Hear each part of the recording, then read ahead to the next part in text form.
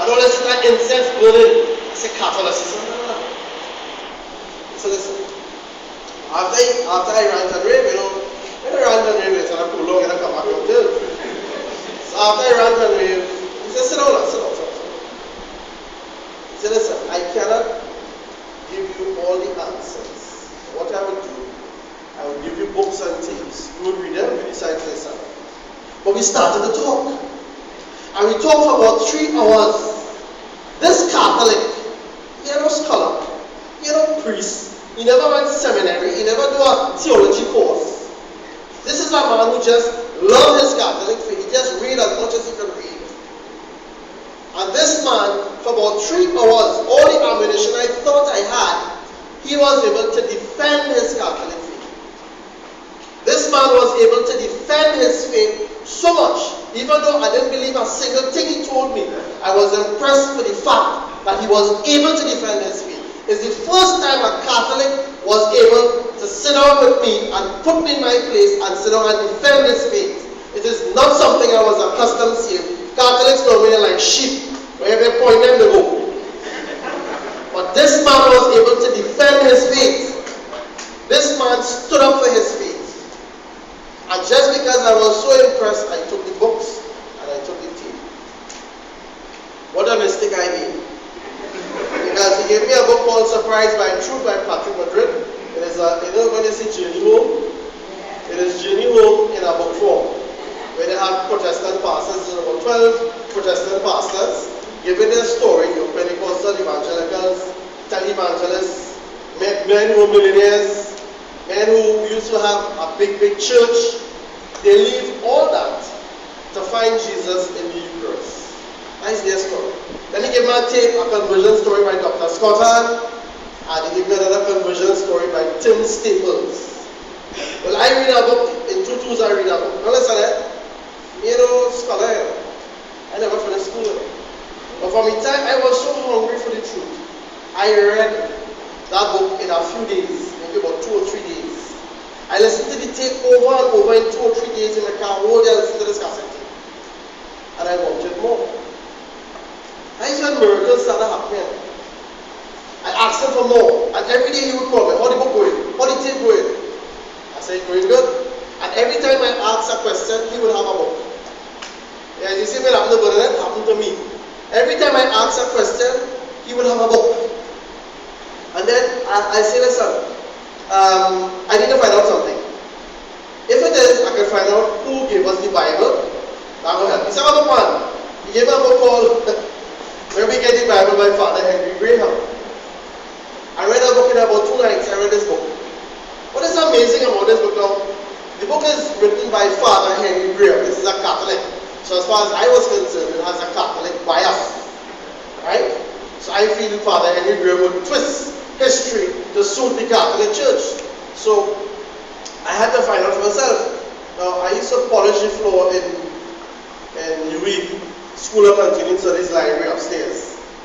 And while they're polishing the floor, I would let my partner polish the floor and I would pull on the books. So I pull on an Encyclopedia Britannica as to where we get the Bible. And I sat down there with my other book from Father Henry Graham, comparing the information, only to realize, within a nutshell, is the Catholic Church that gave us the Bible. And I was so amazed. So I realized right there and then in the library, sitting down in the library, I had to make a decision here.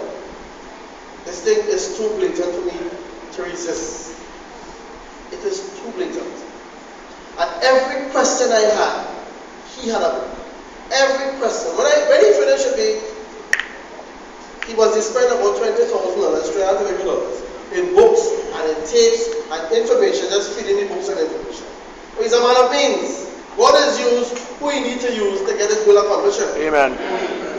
So he spent all his money on books and tapes for me to get all this information. And I realized, to cut a long story shorter, that I realized I had no choice but to accept the information that he was telling me. Accept everything. He said, well, listen now. It took about a few months. And in 1999, he said, well, they need RCIA. November 1999. He said, they need RCIA. I said, no, I'm ready for that. And I I take and I ask myself, "Hey, ready for that? When I go to church, when are you going to tell Jesus yes?" So I made a decision, right? I take him with my wife, right? She came back from our way back together, and I asked myself, "How am I going to bring this news to her?" And I made a decision, "Lord, you know the best. You know what is best. You know what's best. I'll decide, I'll go." I said, "Okay," I joined RSI. It was November, and by Easter 2000, I became a baptized Catholic, the happiest man in the world.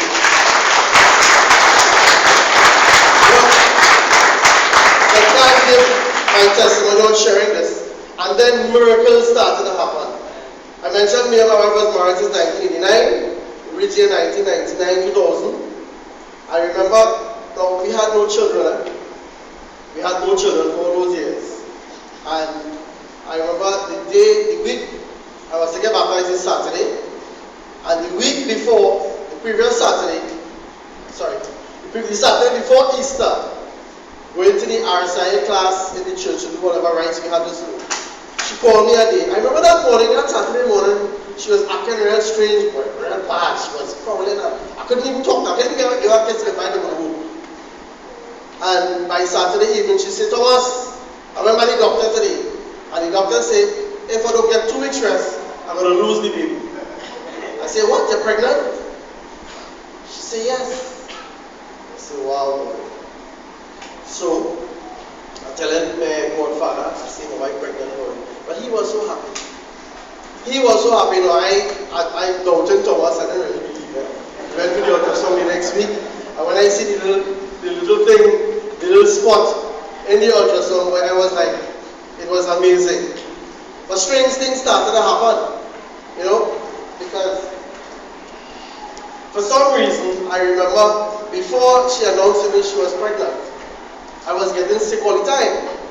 I'm a business partner who would and say, "After your wife pregnant?" I said, "So long we married, we're not sure." You said, "Nah, your wife pregnant." I said, "Nah, man. And every day I want you doubles, every day I want you doubles." He said, "Nah, your wife pregnant." Lo and behold, yeah, she's pregnant. You know what's the reason for that? You know what Jesus Christ said? A man will leave his mother and his father, and the two will become one flesh, and he will stick to his wife, and the two becomes one flesh. That's exactly what happens there.